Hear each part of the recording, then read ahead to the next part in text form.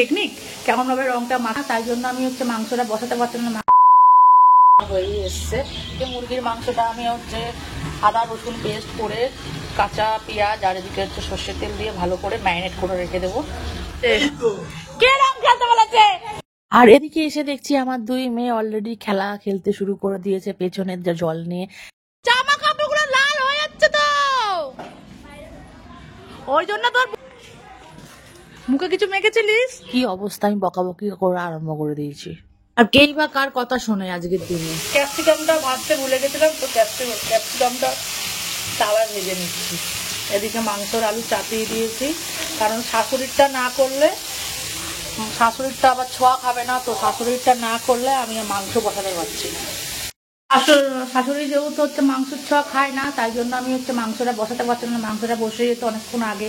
আর তোমরা দেখো এটা রং মাখানোর টেকনিক কেমন ভাবে রংটা মাখিয়ে গেছে জামাই মানুষে।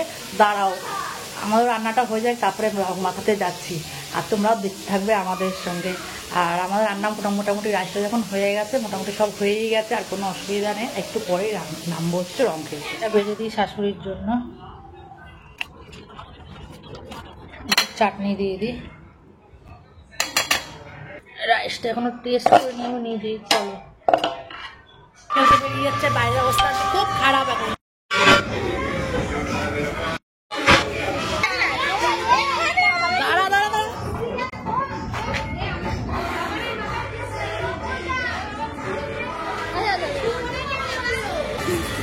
মাথায় দিস না, চুল উঠে যাচ্ছে, চুল উঠে যাচ্ছে।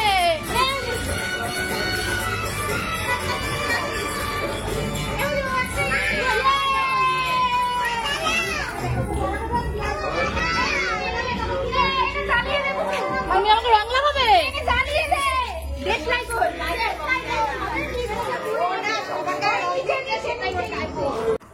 মাথায় দিবি না? মাথায় না, আমার চান হয়ে গেছে। বাবা মাথাটা নাড়াও, এরম করে নাড়াও, এরম নাড়াও।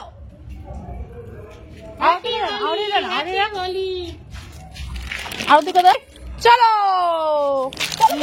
হ্যাঁ একবার চান করে নিলে আবার বলো এবার শরীর খারাপটা কি হবে। আর রং খেলে আমাদের অবস্থা, খিদে পেয়ে যাচ্ছে। তুই ভাং পাতা খেয়েছিলিস না? আর কোনো পাতা দেয়নি তো? ঠিক বলছিস তো।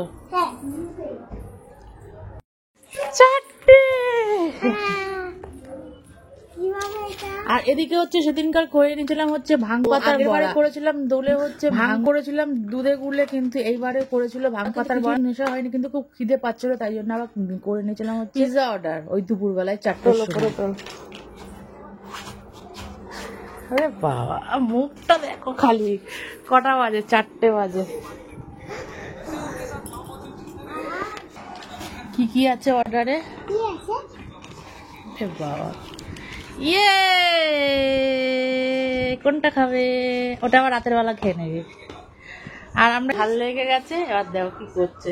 আর এটা হচ্ছে সসেস। চলো খাও। মনে হচ্ছে ওর মা খুব মেহরবান হয়ে গেছে, ওর মা নিজেরও পিজা খেতে ইচ্ছা করছে, আর পিজা ডেলিভারিও আনতে। এই আবার হোলির মতন আর দোল খেলে আমরা খুব টায়ার্ড হয়ে গেছিলাম। আর সন্ধ্যাবেলায় চাটা খাইয়ে দিয়েছিল আমার। আজকের ব্লগটা কেমন লাগলো কমেন্ট সেকশনে কমেন্ট